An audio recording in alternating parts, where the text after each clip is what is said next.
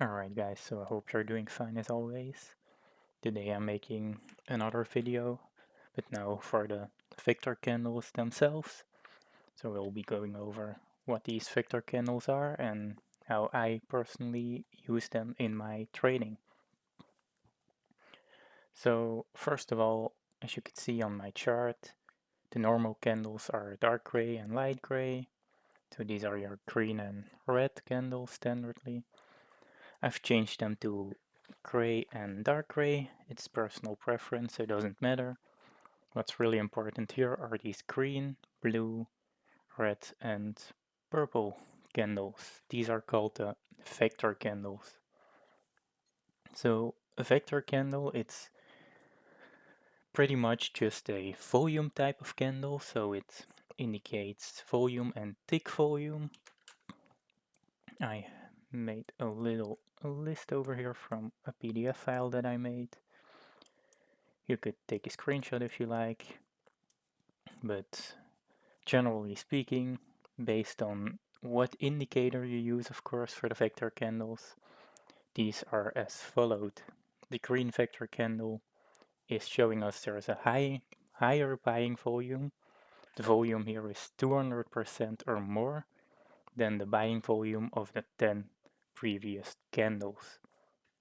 For the blue vector candles, there's also a high buying volume, but this volume is 150 to 199% higher than the buying volume of the previous 10 candles, and the other way around for the red and the purple one.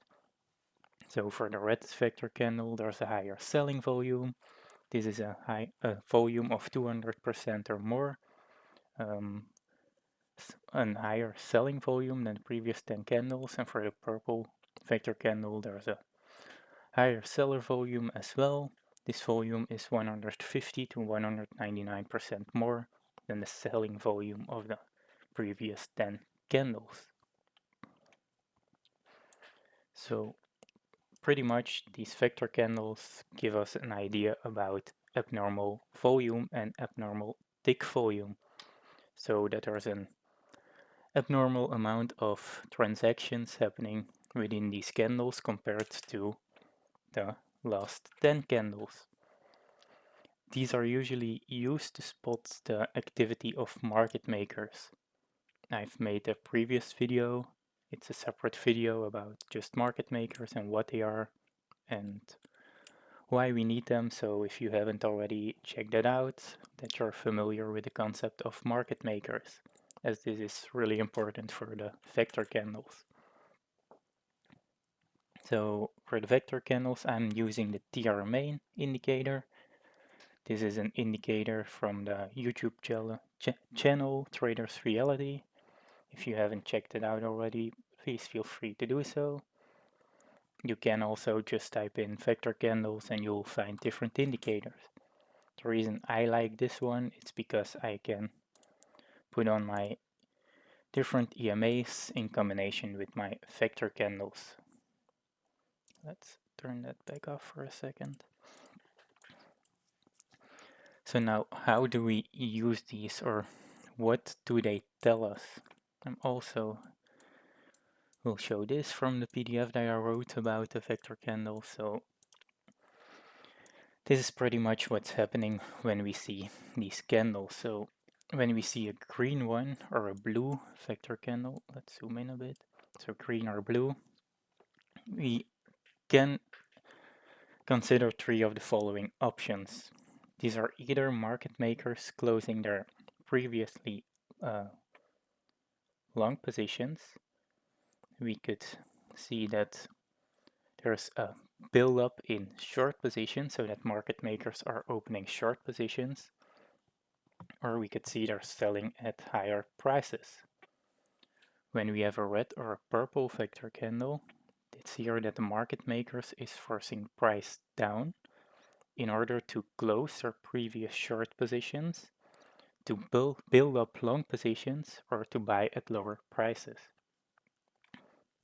So what does this mean? Now, based on the chart, so we could see, for example, we have these big red vector candles. This is just my 1 hour time frame on Bitcoin in real time. It doesn't matter too much. So what do we see here? We have these big red vector candles, meaning that market makers are pushing prices down, and while doing so they are opening long positions, or there's a high chance they are opening long positions. So retail is jumping in on the move down.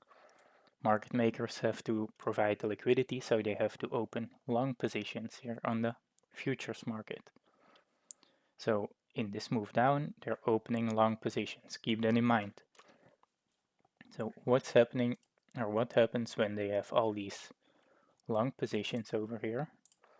Eventually, they will want to close these long positions, so they need to mark prices back up in order to come back into these vector candles and recover them. So we call this vector candle recoveries. You can see these red vector candles. It's recovered here. This one got recovered there. This one got recovered. And we can do this all the way. So we have red vector candles here, got recovered. We have red one here, got recovered. This red one over here did get recovered all the way there. This one got recovered here and there. We have another one here, got recovered, and so on. We could do this for all these vector candles. Also for the green one, so here in these scenarios, so let's remove these drawings with the green vector candles. Let's take this one for example. So here market makers are pushing the prices back up when they are opening short positions in the same time. So here they're opening short positions. As price is going up, retail is jumping in, market maker has to provide liquidity, so they open the short positions. Eventually they want to close these short positions, so they have to mark prices back down in order to close these shorting positions. You can see got recovered. Let's go back a little bit more. Recovered. You could go back into the charts all the way like that. Same for the blue ones. Blue and green are similar, same as red and purple. So what we see here is in real time that we have a recovered vector candle sitting over here. So we can expect price to come eventually back into these areas to recover these vector candles, as there's a big chance that market makers has short positions in these areas that they need to close. So let's say, or let's call it that 95% of all vector candles will get recovered eventually. That doesn't mean that it has to happen instantly. This can take a while, as you could see, for example, over here, this red vector candle sitting over here, it has taken us from Tuesday the 3rd of September till the 13th of September, so almost 10 days just to recover this vector candle. But eventually most of these vector candles will get recovered, so I personally really like to use these vector recoveries as take profit areas, as there is a high chance that eventually we will come back into them. So I hope that's a bit clear that whenever we see these big vector candles or also small ones, that we can expect them to eventually get recovered. So what else is important for vector candles is what we call stopping volume candles. These are vector candles, for example here, with a very small body and a high wick. So let's take this example over here. We have this move up. We see our green and blue vector candles coming into play, so market makers are actively marking price higher. Then we have a stopping volume candle, so this one is our stopping volume. Stopping volume candle.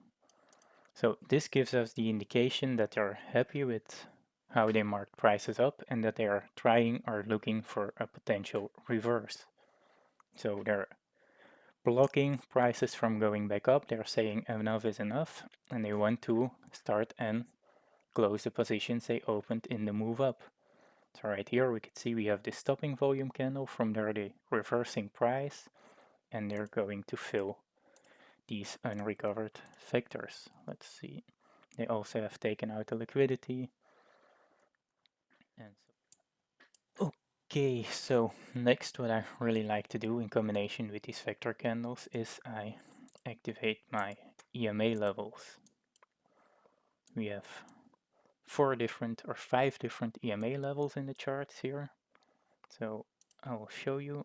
We have the yellow line, it's the 5 EMA. The red line is a 13 EMA. The blue line, the light blue one, is our 50 EMA. This purple border around it is our EMA cloud. We have the white line, it's our 200 EMA. And the dark blue line is our 800 EMA.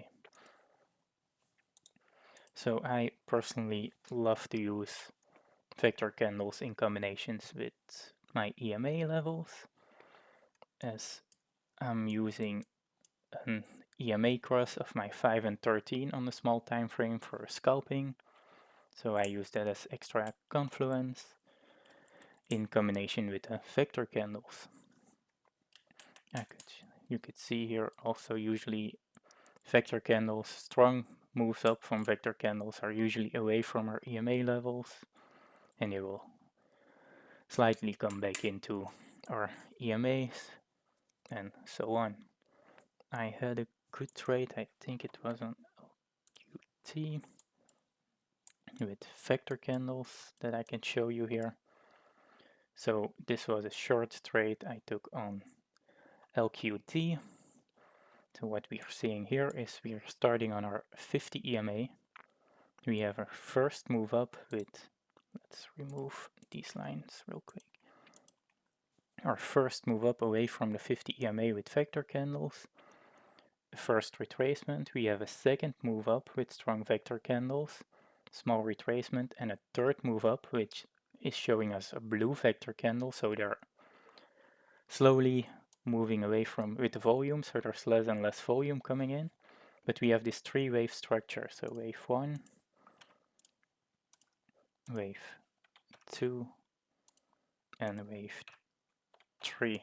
So we have a 3-wave structure, and from there we're seeing a final wick, the red vector candle coming into play, and from there we're retracing back into our 50 EMA zone. Right here I did target, I can show you this previous resistance zone. I was maybe looking for, or I was looking if it could maybe turn into support. Also this vector candle recovery over here. So you can do two things for vector candle recovery. You could try and target a full recovery or a midpoint recovery. Most of the times I will personally look for a midpoint recovery so that half of the vector gets recovered instead of a full recovery. Nevertheless, I also have trades where I target full recoveries. It depends a bit on how the chart is looking and what is going on besides the vector. So right here we have these previous resistance levels that could turn into support, so it was a good TP area for me. You could see it happened, or it was pretty much a full recovery, not exactly, but from there we reversed and flew up a lot higher. So that's one way to trade with the vector candles. You could also, or what other people also do, is they are looking for vector candles that break our EMA zone. So for example, right here we have the vector candles breaking our 50 EMA and our EMA cloud, and from there we're reversing up. I personally don't use that too much, but it's something that people will use or are using when trading vector candle. But again, let's check here. This is LQT chart, so let's go back a little bit and see what's happening with our vectors. So let's take this random spot of the chart, and we could see If we check for vector candle recoveries, this one got recovered already. This one got recovered instantly. This one got recovered. This one got recovered. Are there more? This one got instantly recovered, instantly recovered, instantly recovered. Recovery, recovery, they all getting recovered. We're leaving one behind here. Got recovered over there. We have the recovery here. And you could try this yourself on the chart. This one is not yet recovered, so maybe in the future. Same here. This one got recovered, and so on. So you could try and do this yourself on any coin you like. What you'll see a lot of the times as well is that vector candles get recovered by other vector candles. So you can see here, got recovered, so slightly, almost too big, but it got recovered by other vector candles. So vectors usually, or a lot of times, get recovered by other vectors. And you could do this for any coin you like. So let's check on Link, for example. Let's scroll back, or let's go back on different time frames, and you could see recoveries taking place all over the chart. We have our vectors strongly moving away from the EMAs, so we're seeing there's a lot of manipulation going on. Market makers are opening short positions, and so on. See, again, recoveries, stopping volume, and so on. You could go back on any chart you want and any time frame. What's also a strength, a sign of strength, let's say, is, let's see if we could find a good example. So let's, for example, take this one over here. Let's block it off with some vertical lines. So what we're seeing over here is we have our 1 hour vector candle. So let's just take this one, for example. If we then go to a smaller time frame, where is it? We see also on the smaller time frames, these are vector candles. And on our 5-minute time frame now,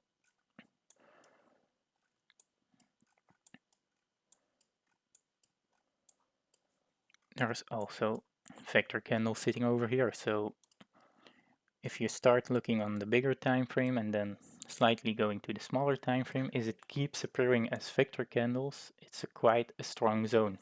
So you can be sure, or in brackets, sure, you can never be sure, of course, in the market, that these are really strong vector candles and that they will, or most likely, will get recovered.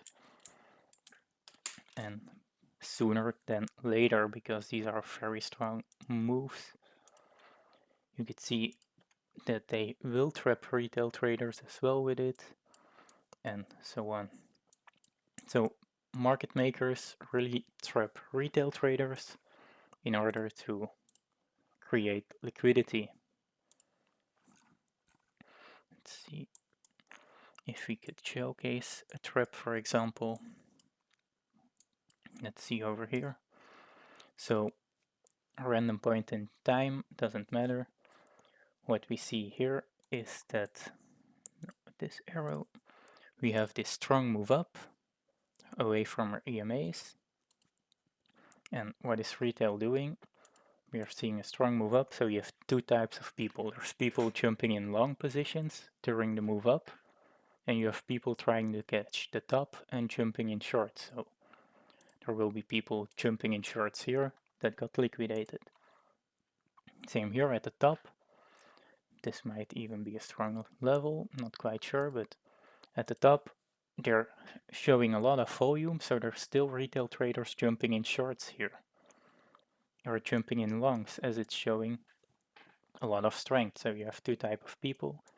There will be people trying to catch the top and people jumping in late out of FOMO. So you could see an increased amount of volume by the vector candle, so there's still people jumping in longs. they are getting liquidated. But also the people jumping in shorts here that are over leveraged, they get our confirmation we're going down, but we see a lot of strength all of a sudden back up, small retrace, and we're taking out this top level. So people that went in shorts here usually will have their stop loss at this wick. They're finally getting taken out by what we can kind of consider a stopping volume, small body, big wick, as a vector candle in a purple color as well, so that's good to see at the top sides. At the bottom sides you want to see preferably a blue or a green one, top sides preferably a purple or red one. Let's see, we have our stopping volume taking out over leveraged short positions that went into the shorts here already, and from there we're going all the way back down to recover these big vector candles. Let's see, recovery, recovery, and so on. So there's long retail or retail in longs getting trapped here. They're getting liquidated by this short move. Early shorters are getting liquidated by this final move up here, and the stopping volume taking out the liquidity to then reverse and come back down all the way.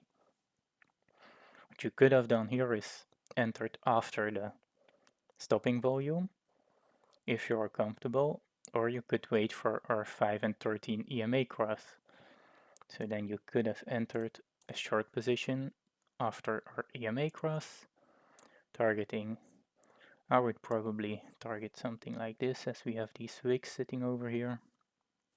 So this was for me a zone where I would personally look for profits, stop loss above our stopping volume candle, and targeting this recovery with or keeping in mind that we have this previous resistance sitting over here that can turn into support.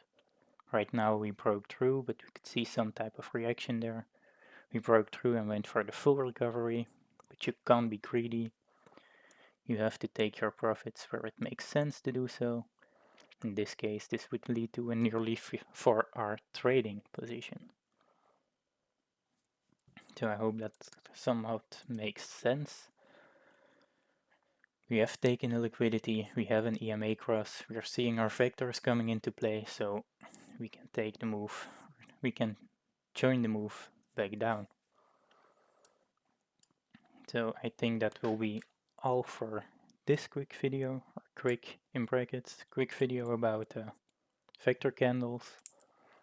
I might make a follow-up video if I forgot something or if there's need for more explanation. So please let me know on the Discord server, and as always, take care guys. See ya. Bye bye.